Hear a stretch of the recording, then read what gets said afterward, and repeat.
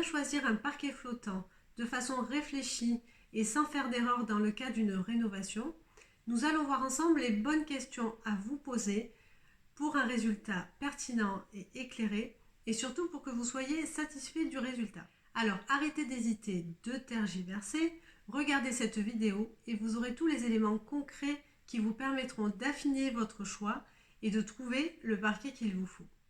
Dans cette vidéo, je vais vous montrer les 6 points d'attention qui vous permettront de choisir votre parquet flottant et après, ce sera pour vous un jeu d'enfant. Allez hop, c'est parti!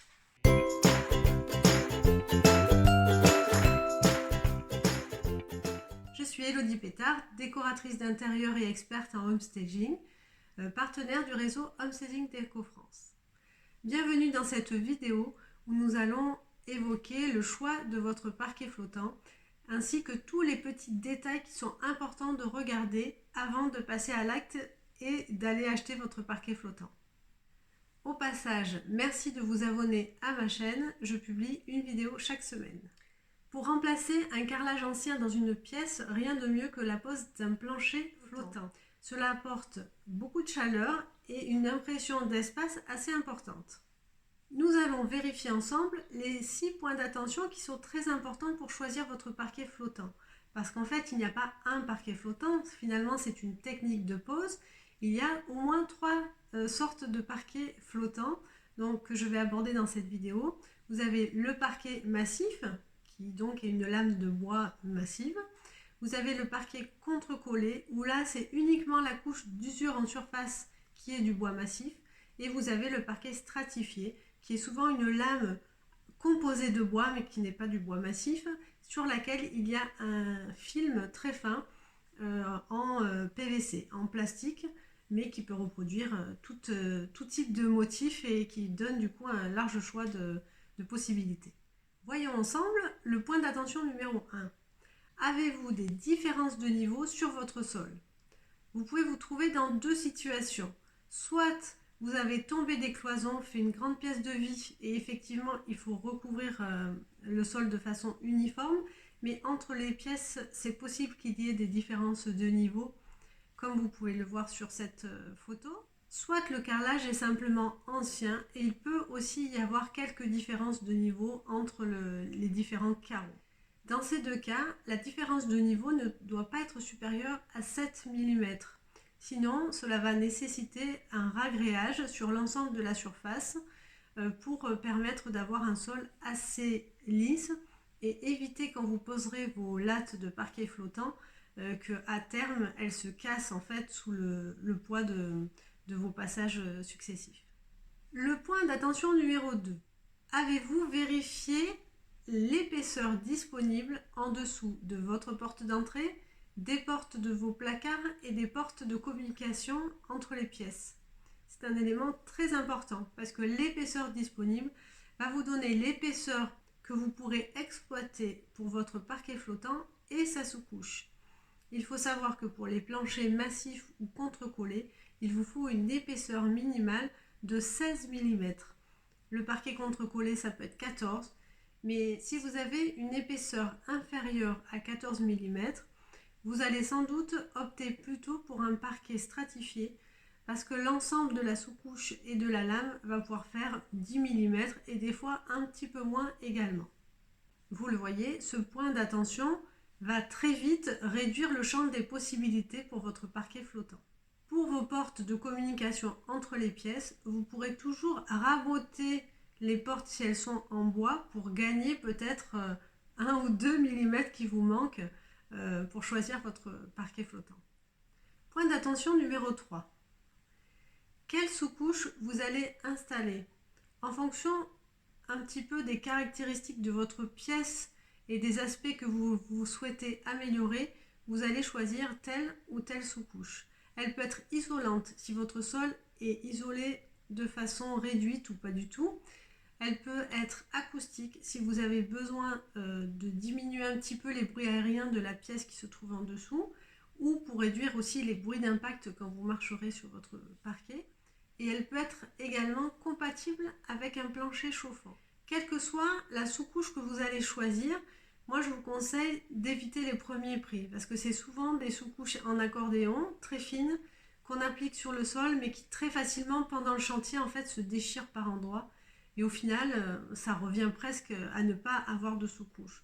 Donc ne lésinez pas sur ce poste-là et allez sur des produits plutôt de qualité et en tout cas faites-vous conseiller en magasin. Point d'attention numéro 4. On a vu les caractéristiques de la sous-couche qu'il ne faut pas négliger. Maintenant, regardons les caractéristiques techniques de la surface de votre parquet. Est-ce que votre parquet sera au contact de l'eau? Dans ce cadre-là, il faut prendre un parquet, je parlerai de parquet stratifié, étanche à l'eau. Sur les parquets qui ont une garantie généralement de 20 ans, vous avez aussi une garantie de 10 ans sur les déformations qui pourraient être liées en fait à de l'eau stagnante sur la surface. Ce qui quand même peut être intéressant, surtout pour les 6 jours et les pièces qu'on ouvre sur la cuisine.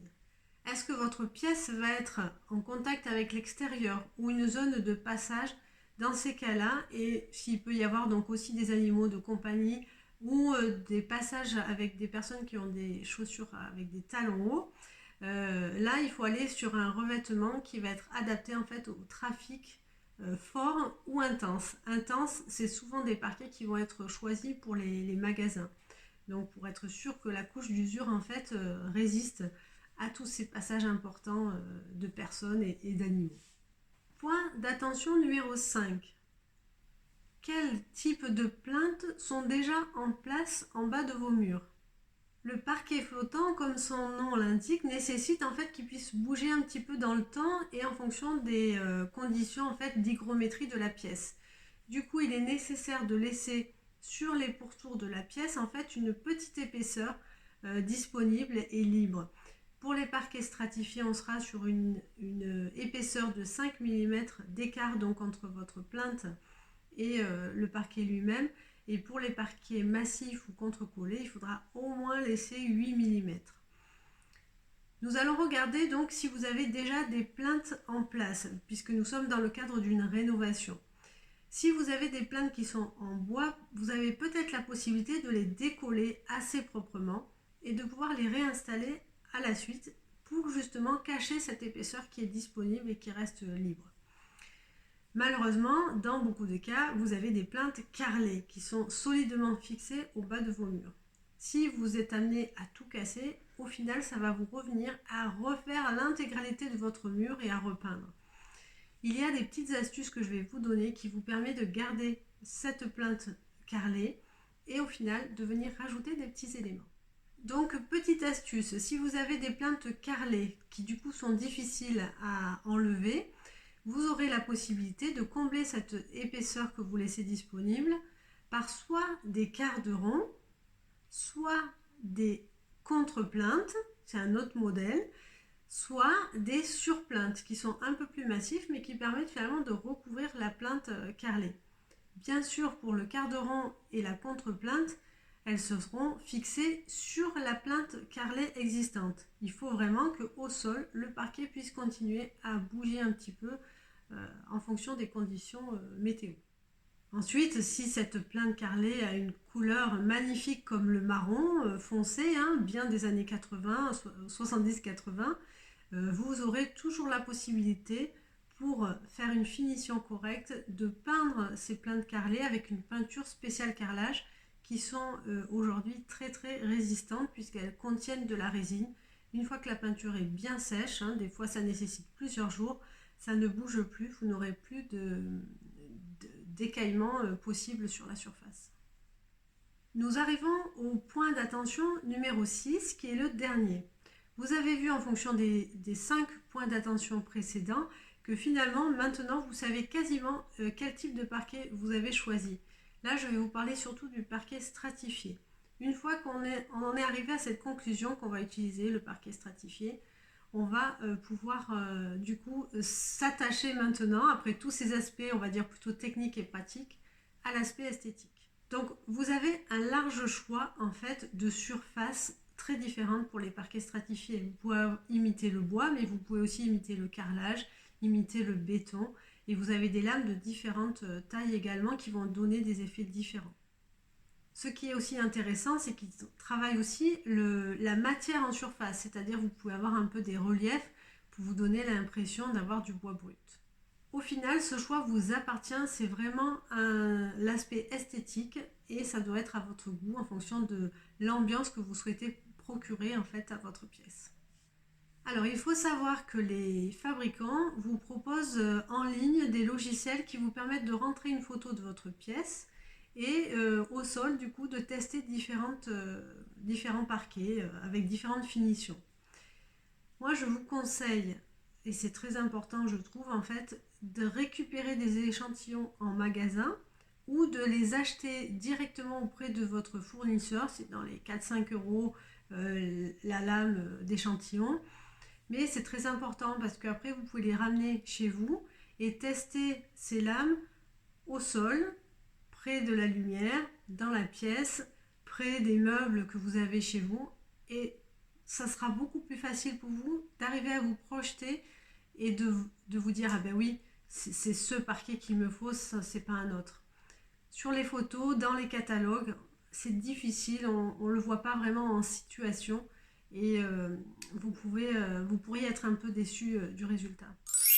Eh bien, ça y est, maintenant vous connaissez les 6 points d'attention à avoir pour bien choisir votre parquet flottant. Vous avez donc à faire attention aux différences de niveau de votre sol existant, faire attention aux épaisseurs disponibles que vous avez sous vos différentes portes, en porte d'entrée, porte de communication, placard intérieur, etc. Vous avez aussi à faire attention aux propriétés de la sous-couche, aux caractéristiques techniques des lames de parquet, faire attention aussi aux finitions, essentiellement par rapport aux plaintes, puisque nous sommes en rénovation et que des plaintes sont déjà sans doute en place. Et enfin, sur les échantillons à obtenir et à tester chez vous pour véritablement choisir à ce moment-là la finition de votre lame de parquet. Finalement, c'est comme un entonnoir. Petit à petit, vous allez cibler de façon plus pertinente la lame de parquet flottant qui vous convient dans votre contexte et en fonction de vos goûts. Cette vidéo vous a plu, vous avez trouvé des idées pour mieux choisir et bien choisir votre parquet flottant. N'hésitez pas à vous abonner à ma chaîne, à liker avec le petit pouce bleu et nous nous retrouverons pour de prochaines vidéos. Réussir son intérieur. Je vous dis donc à très bientôt.